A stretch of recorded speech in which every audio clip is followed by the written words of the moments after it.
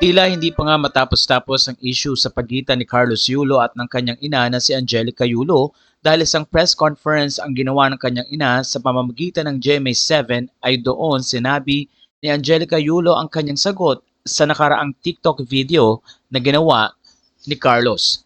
Narito ang kanyang sinabi. Hindi ako perpektong ina at alam ng Diyos na hindi ka din perpektong anak at walang perpektong pamilya. Walang ibang hangad ang isang ina kung hindi ang ikabubuti ng kanyang anak at sa bawat miyembro ng pamilya. Umamin ang ina ni Carlos Yulo na si Angelica na tila naging rude nga ang kanyang pagsasalita sa social media at sa telebisyon na kung saan ay nakarating nga ito kay Carlos at nadamay din ang girlfriend ng kanyang anak.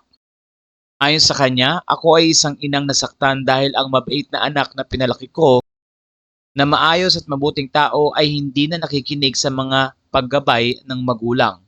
Kung mali man ang naging pagpuna ko sa nobya mo, humihingi ako ng patawad dahil nanay lang ako na nag-aalala. Humihingi ako ng patawad sa iyo at sa sambayanan sa mga nasabi ko sa interview.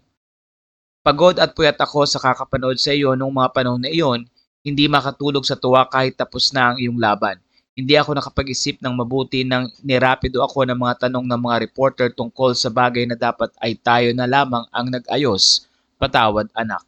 Matanda ka na, kaya mo nang magdesisyon sa sarili mo.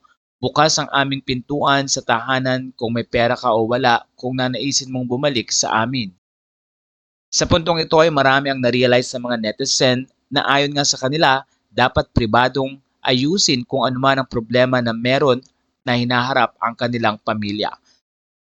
Ilan din na nagsabing tila hindi lang pagkakaunawaan ang nangyari at kinakailangan lang makauwi ng Pilipinas si Carlos upang doon nga ay isettle nila privately kung ano man ang issue na ngayon ay pinag-uusapan na ng mga tao.